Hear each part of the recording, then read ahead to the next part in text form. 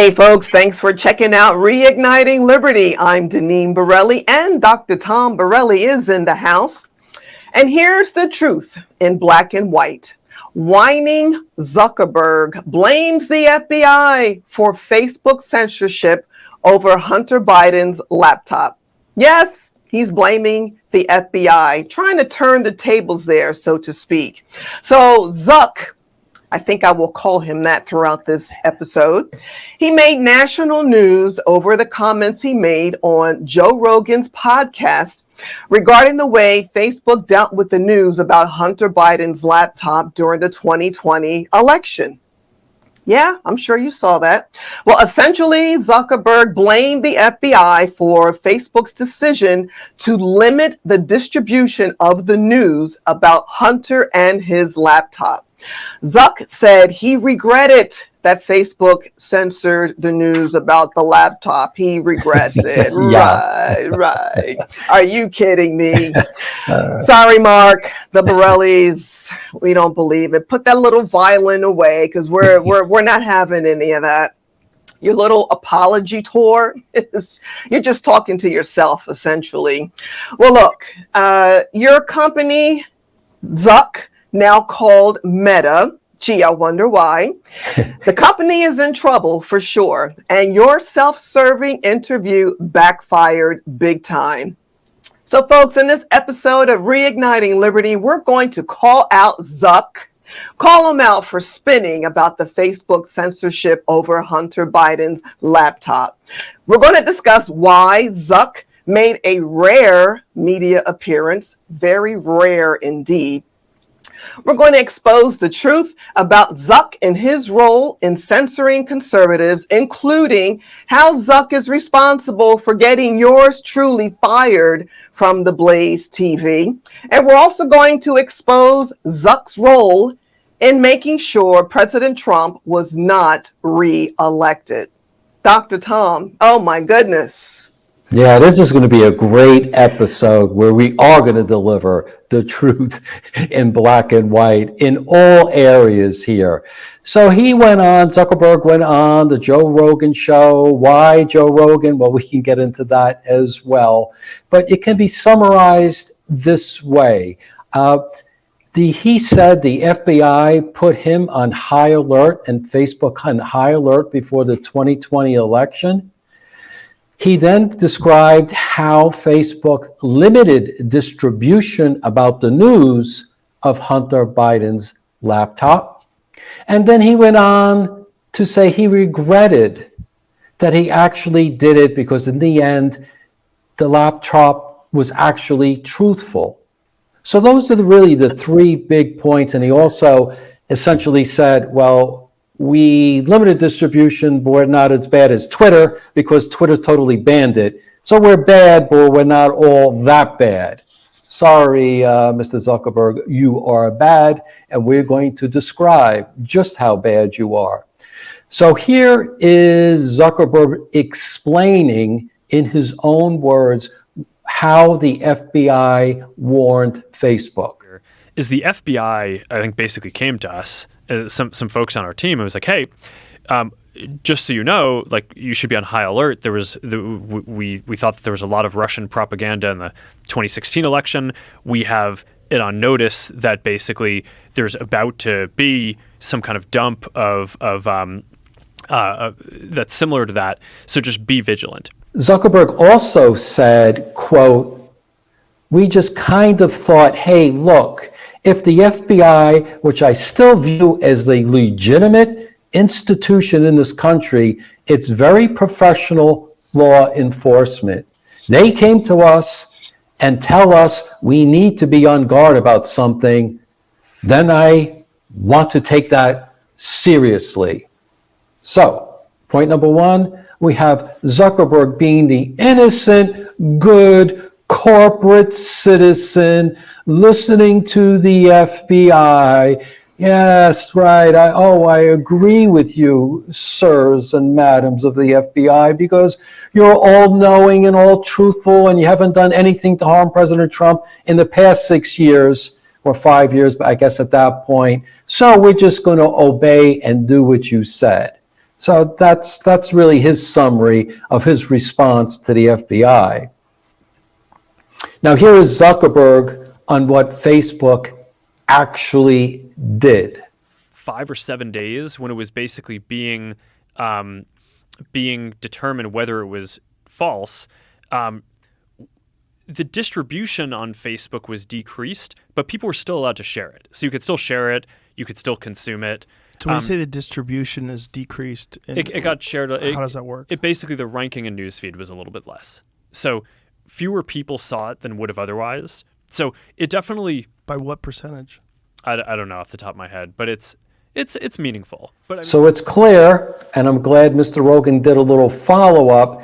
It is clear they throttled down distribution of the news of Hunter Biden's laptop. They dialed it down so very few people could actually see it. And then when asked, well, how much did you throttle it down? He said, well, I really don't know. But it was meaningful. He knows. Oh, a meaningful throttling down of an important news story about Joe Biden's son. Meaningful.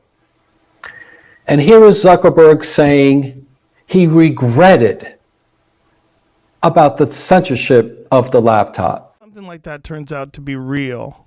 Is there regret for not having it evenly distributed and for throttling the distribution of that story? what do you mean evenly distributed? I mean, evenly in that it's not suppressed. It's I see. not. Yeah. I mean, it sucks. Yeah. Yeah. I mean, because it turned out after the fact. I mean, the fact checkers looked into it. No one was able to say it was false. Okay, key word here, it sucks. Yeah, it sucks. Yeah, I tell you what sucks, Mr. Zuckerberg, you helped Biden get elected. We're going to get into this. That really sucks because the American people are now suffering from Biden's policies. And there's kind of a sweet irony here too. Zuckerberg himself is feeling the consequences because of the Meta stock, the new name. Its stock price is in the tank under Joe Biden's policies. So there's a little sweet justice here. Of course, he's still a billionaire, so it ain't never really going to really matter. But there's still a little sweet justice in the fact that Biden's policies have also harmed Facebook and other, actually, Silicon Valley liberal companies. So there's a little bonus there. But the truth is, yes, the FBI did warn Zuckerberg about possible Russian misinformation.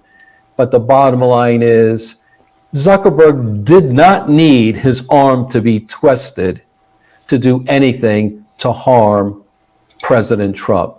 Not at all. He was more than willing to jump on that bandwagon. Anything, being a liberal, anything to stop President Trump and to make sure the man did not get reelected. So true. Unbelievable. So, Deneen, do you want to describe to our viewers and our listeners exactly what Facebook and Zuck, as you say, and don't substitute the Z with an F, because we could get in trouble for that. Dr. Tom, really? I didn't say anything. I'm just warning you. Well, look, Zuck, I am a victim of the strike of Zuck. I don't know what else to call it, but yeah, I mean, it's about throttling free speech, and the man is not for free speech in any way, shape, or form.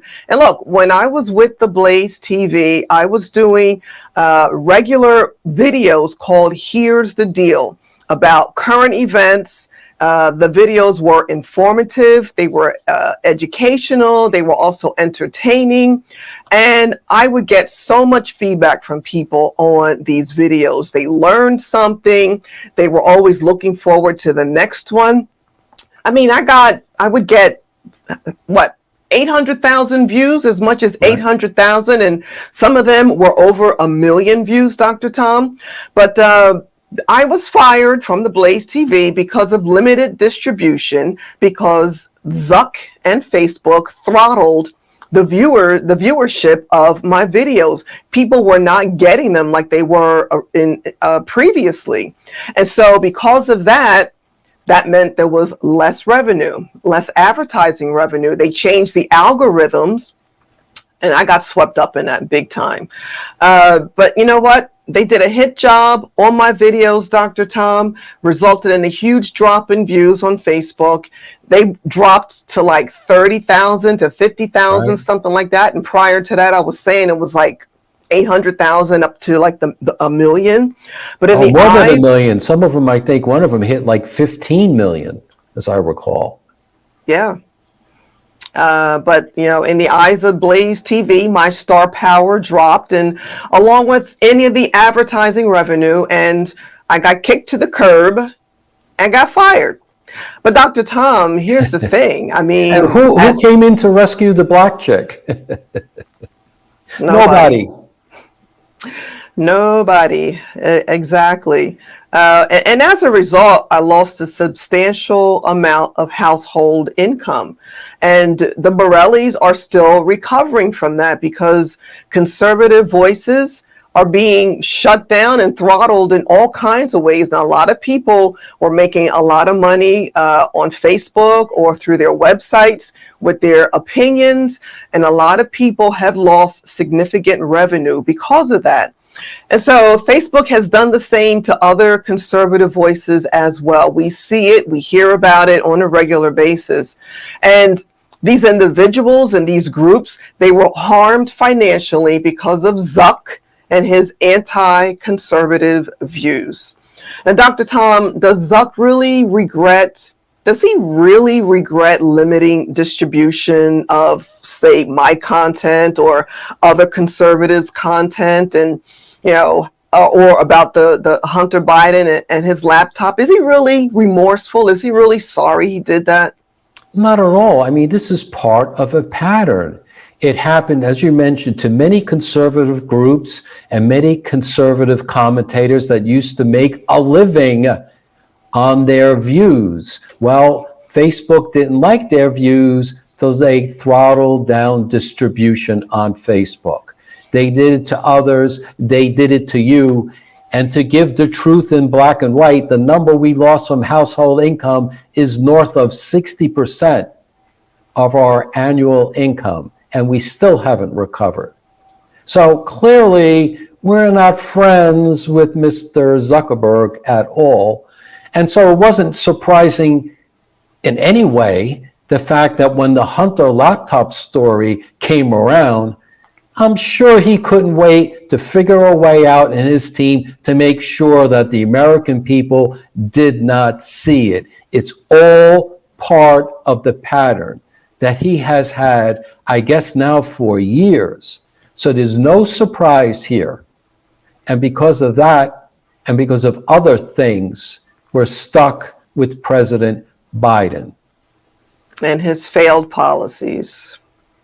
So here's another aspect why Mr. Zuckerberg really isn't too regretful regarding throttling down distribution of news on the Hunter Biden laptop, because Mr. Zuckerberg and his wife, they were very influential in the 2020 election. In fact, they donated over $400 million. That's right, over $400 million. They sent out those funds to nonprofit groups, and then those nonprofit groups gave money to local election administration officials and organizations. In other words, government entities. They gave that money to them with a little kind of a, let's say, condition, kind of like The Godfather, you know?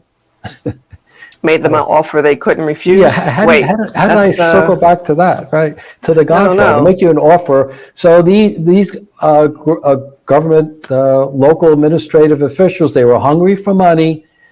Zuckerberg gave money to nonprofits. Nonprofits gave to these groups if they obeyed certain commandments, right? And some of those commandments were a quote from the New York Post. But Zuck's bucks came with strings that boosted the activity drive to change rules to favor absentee voting and ballot harvesting, and to secure partisans' access to election information, such as how many people voted in various areas. So those were the little strings attached to the big money. They had to get engaged in ballot harvesting and favor absentee voting, like mail-in voting. Okay, here's a headline from the Federalist. Quote, "The 2020 election wasn't stolen, it was bought by Mark Zuckerberg." So 400 million money going to these organizations to favor the democratic way of voting during the pandemic, and then we expect him to be regretful that he throttled down distribution of news about Hunter Biden's laptop? I think not. Again, this is going to be another episode of they think we're stupid. Now we can extend this to Mr. Zuckerberg. He thinks we're stupid, but he ain't getting away with this, at least not on the Borelli watch. This is from the Daily Mail on where the nonprofit money went. Quote, "Biden winning county was over 3.5 times more likely to be funded by one of the nonprofits than a Trump winning county." That is, when they, after the fact, they looked at the way these counties voted and where the Zuckbucks went, 3.5 times more money went into areas where Biden won than to where Trump won. Not one, not two, 3.5 times more. Wow. That is significant. So again, he used his own money, funneled through a nonprofit. I guess we could say laundered. Well, we're sticking with kind of the mafia kind of a theme, right? He kind of laundered money through a nonprofit, so he was protected. And this is what these organizations did.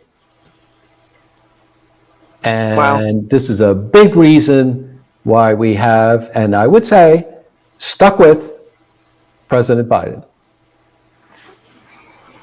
And I wonder how much of this people are even aware of some of the things that we're pointing out, Dr. Tom. But so here's a question. I want to know how this interview came about with Joe Rogan. We want to know how it came about. I mean, Zuck is not one to do regular interviews. He's just not. He's not Chuck Schumer. Yeah, there isn't a camera that man does not love. But Zuck does not do a lot of interviews. And as we were putting this together, we're like, how did this come about? It's a good question. I'm very curious to know. We think Facebook reached out to Rogan to have this interview. That's what we think. It was also a softball interview. Yeah. I mean, there wasn't a lot of like heavy questioning in our perspective. Right. I mean, clearly, apparently it's a 3-hour interview. So, I could be wrong here, almost 3 hours. But where was the question about the $400 million that went in to these nonprofit groups? That would have been a clear follow-up to throttling down distribution of the laptop story. So, Mr. Zuckerberg, you say you regret that you did this, and it sucks that your company did this. But at the same time, didn't you have a financial incentive where you put almost $500 million into election organizations that turned out to favor Democrat turnout? Oh, by the way, in key states, Georgia, Wisconsin, Pennsylvania, yeah. right? That would have been a great question. But again, based on our experience, and that's why we're happy your viewers and listeners are here, based on our experience, we're making the judgment call that it was Facebook reaching out to Joe Rogan. And why Joe Rogan? I don't know. Also, Joe Rogan doesn't like President Trump. So we got a little birds of a feather there right off the bat. And we know Rogan has a very popular, if not the most popular podcast. So it's good for both parties. This happens all the time. When Biden appears like on a network television, all the networks are competing for him. And sometimes they kind of limit the discussion in order to have the president on so that they get viewership. This is what happens behind the scenes. And I believe, as Deneen's saying, behind the scenes, this interview was orchestrated. Without maybe the violins and the cellos and the horn section, but this was orchestrated and it was meant to benefit both. But unfortunately for Zuckerberg, I think it backfired. So the question is, why did he come out of hiding, Dr. Tom? Well, Zuck knows Meta, Facebook, or whatever they're called today. It'll be changed tomorrow. Tomorrow, right? It's going to be something else. The company is in trouble. We think there are like a lot of issues. They got some big problems that are going on. The stock is down significantly. First of all, the stock was at $384 per share, $384 per share, August 2021. And now, as of this past Friday, it was down $161 a share. And that's over a year later. That's just a year difference.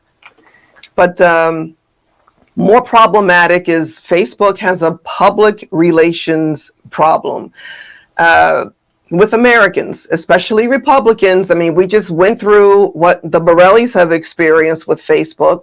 And this is a big problem because when the public opinion turns against the company, look out.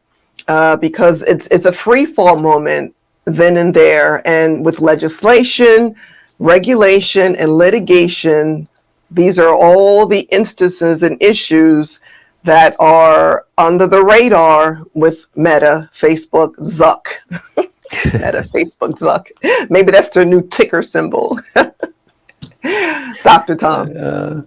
No, it's so true. And again, this comes from our years of experience in both public policy and corporate America. Public opinion is everything. Once you lose favor with the American people, you become a kicking bag for elected officials from both parties. And then the trial lawyers come in, and then it becomes just a series of negative hits on the company. And that's where Meta is at this point. And again, anytime a company changes its name, the antennas go up. Just like my antenna went up when I heard Zuckerberg was on Joe Rogan. This is not normal. This is way out of the distribution bell curve. This is way out one of those tails.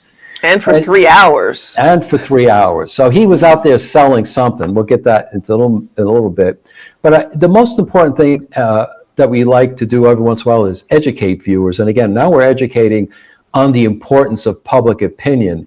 And I came across this quote from Abraham Lincoln years ago, and I always think about it anytime I think about public opinion and companies or politicians whose public opinion is falling. And here's what President Lincoln said, quote, "In this age," and this was back then, right? Quote, "In this age, in this country, public sentiment is everything. With it, nothing can fail. Against it, nothing can succeed. Whoever molds public sentiment goes deeper than he who enacts statutes or pronounces judicial decisions." It's all about public opinion. And as a sidebar, that's why there's so many propaganda networks out there, because they know the importance of public opinion. I'm speaking Yeah. specifically about MSNBC. They know if they can twist the minds, they can do anything. And I was just always struck by President Lincoln's knowledge back then. I'm not sure if they even did polling back then, right? They must have had some idea what was going on, but you didn't have, Rasmussen reports or all these other people out there, or ABC News, NBC News, all doing all these polls, right? It's a poll a day, which makes it even more important public opinion, because that generates immediate news. So I found that was really, really important. And here's a quote I found from a CNN story about Facebook and the way the public feels about them. Quote, here's the headline: 3 out of 4 adults think Facebook is making society worse. 75% of the people think Facebook is making society worse. You want to know why they changed their name? They're hoping people to know what the hell Don't Meta forget. is. I know. I know. What the hell's a Meta? Well, it ain't That was Facebook. so long ago. Right. So long ago. Hide that Facebook name. So here's a quote from the story. Americans say 76 to 11% that Facebook makes society worse, not better, according to the survey. Another 13% say it has no effect either way. That broadly negative appraisal holds across gender, age, and racial lines.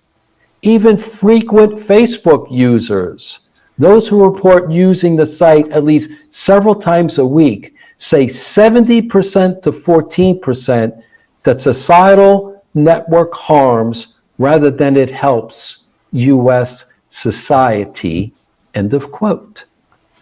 So there you have it. Yep. Facebook is a danger to society. The American people know it. Your boy Zuckerberg knows it. And magically he appears on the Joe Rogan show. Isn't that interesting? Well, to your point, Dr. Tom, I have some headlines here that I just want to point out. This one is from news18.com. In the Cambridge Analytica scandal, Facebook gained access to the private data of 67 million Facebook users, which was used to profile voters. That's one. Here's something from Fox News. They recently reported that Meta reached a $37.5 million settlement in social media giants' location tracking lawsuit.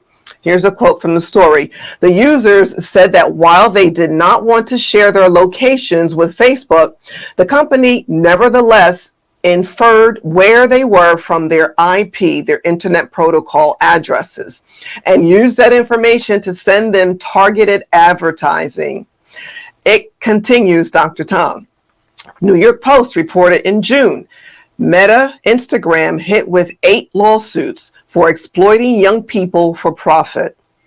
And here's another one from New York Post. They reported in August. We're still in August right now. Victims of Instagram. Meta faces novel legal threat over teen suicides. The New York Post reports the platform has led to actual or attempted suicides, self-harm, eating disorders, anxiety, depression, and reduced ability to sleep, among other mental health conditions. These are young people, young users, young children suffering under these conditions because of social media, this platform, Facebook, Meta, Instagram, and they ignored the data. They knew about it, but they ignored it. That is going to be the raw materials for these trial lawyers. They knew it. I've heard those stories, and they hid it. And yet there's damage to not only to Americans, but to young people. Yeah. So in face of a jury, that's not going to end up looking too good for Facebook. And that's why we have Mr. Zuckerberg, as I mentioned, isn't it shocking he changed the name to Meta? So what is this whole thing about Meta? Well, here's the interesting aspect, right? So it's a play off the whole new concept of what they're calling the metaverse, which is going to be, they think, the future of the internet. It's the next stage internet using virtual and augmented reality.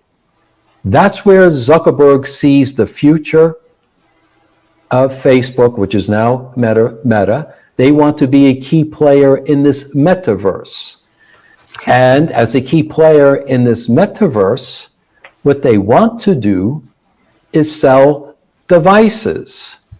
Okay, here's something from Seeking Alpha on a description of metaverse, where, quote, devices like virtual reality headsets, digital glasses, smartphones, and other devices will allow users to access 3D virtual or augmented reality environments where they can work, connect with friends, conduct business, visit remote locations, and access educational opportunities, all in an environment mediated by technology in new and immersive ways.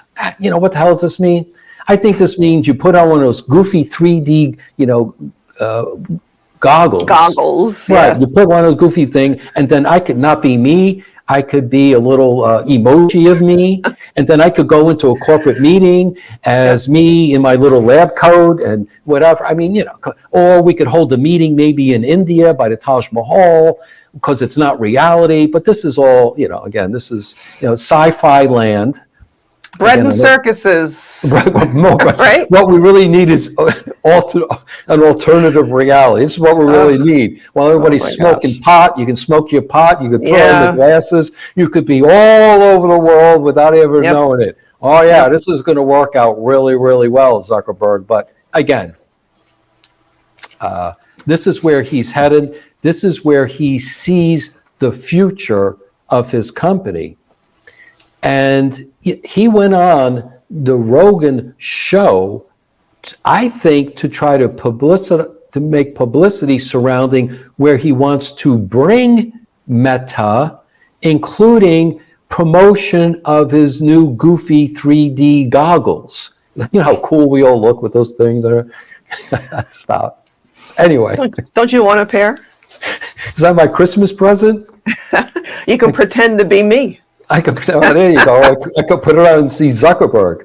Then it could be a different kind of game. I'm not going to go there. Oh boy. So he went on to CNN. He went on to sell devices. And here's another quote from a CNN story about the Rogan interview. Quote, in the 3-hour chat, I thought it was over 3 hours. Who the hell is going to watch that? Anyway, in the 3-hour chat, the Joe Rogan Experience podcast, Zuckerberg detailed his company's plan to release a new virtual reality headset in October. Zuckerberg said the forthcoming headset will have, quote, a few big features, including eye and face tracking so that people's VRs, visual, whatever, reality, avatars, your avatar, can actually mimic their facial expressions and users can feel as if their avatar is looking directly at another person's avatar in VR social apps. So in this make-believe world, I'm an avatar and Danine's an avatar, and we can put these goofy glasses on and we can talk to each other as avatars. Yeah. Anyways, that's why he went on Rogan's show. He went on to pump his new goofy goggles. And too bad for him, or I'm glad it happened. All the news is not about that. All the news is about the Hunter Biden laptop. All the news is on the way Facebook manipulates information. So, bottom line, it backfired. Backfired big time. It did backfire. And this is like what, clean up aisle 5 moment, right? Because it all backfired. And like you said, it's Hunter, the laptop. Finally, we're getting to hear more about that. The company tweeted Zuckerberg had discussed the FBI and Hunter's laptop. Here's a quote. None of this is new. Mark testified before the Senate nearly 2 years ago that in the lead up to the 2020 election, the FBI warned about the threat of foreign hack and leak operations, the company tweeted. So it's one big club, just one big club. Oops. Yep. The breaking news is that Zuckerberg buried Hunter Biden's laptop story. That's the headline. Oops, that's going to make people even more upset. Look, they want to sell these goofy virtual goggles to Republicans too. That's what they want. They don't want to go through a Walt Disney where you end up really upsetting, a whole segment of consumers.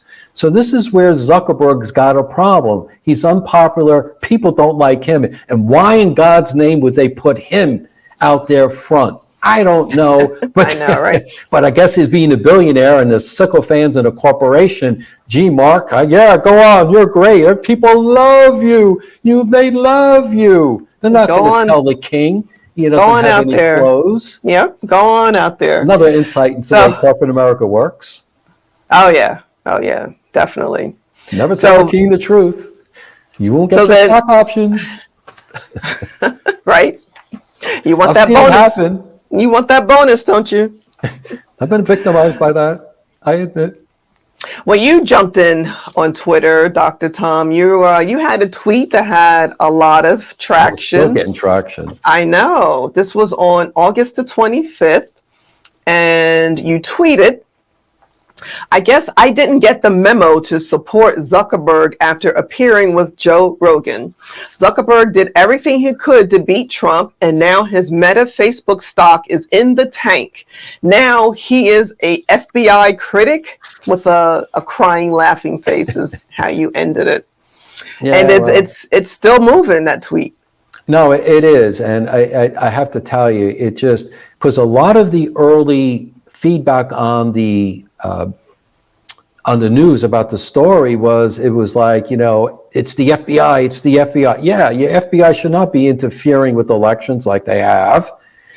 And, certainly warning Facebook that they shouldn't distribute information could be considered election interference, especially when it came to the laptop. But that you don't let Zuckerberg off the hook, because Zuckerberg would have done this anyway. And I just felt too much attention was going to criticizing the FBI, and they deserve all the criticism. It's the leadership I'm talking about. They deserve all the criticism, but you cannot give Zuckerberg any break whatsoever. So I put that out there. And then let me read this tweet, because I thought it was pretty interesting, the discussion that people were having. And this tweet was from Jason at SweetJesus3670. And he said, exactly, the tech giants have data. They see the collective minds of the people through their platforms. They know the gig is up. If Zuckerberg is out trying to get ahead of what's coming, he knows they are losing. Why else would he do that then? So the American people, sorry Zuckerberg, sorry Biden, they're not stupid. People were wondering, gee, why all of a sudden did Zuckerberg appear? And why is he spinning all this now? Why? He's the victim. He's the victim. But this individual was right. Zuckerberg knows his current company is in big trouble, and he's trying to spin his way out of it. But the American people are not going to let him go, because he's lost public opinion, or as President Lincoln would say, he's lost public sentiment. And without that, you can't do anything. Congratulations, Mark, you earned it. So what should our viewers and listeners do, Dr. Tom? Well, hey. What can they do? There's a lot we can do.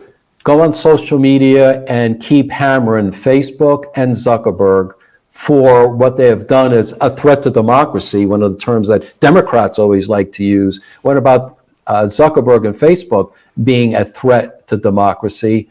Number one, so go on social media and promote what you believe around those issues. And second of all, don't go out and buy those goofy glasses. If you feel the need to escape from reality, and I could see why you might want to in this Tune day. into us. I get it. I get it. Just tune into Martini us. glass explains a lot of that as well, trying to escape reality. But no, do not buy the Facebook Meta goofy glasses. Make that product fail. If you need to do it, find somebody else's product. But don't buy the Zuckerberg glasses. The Zuck glasses. I'll be quiet before I get in trouble. And there you have it, folks, the truth in black and white. Thanks for checking out Reigniting Liberty, and remember, everyone has a role to play. What are you doing for liberty? Until next time.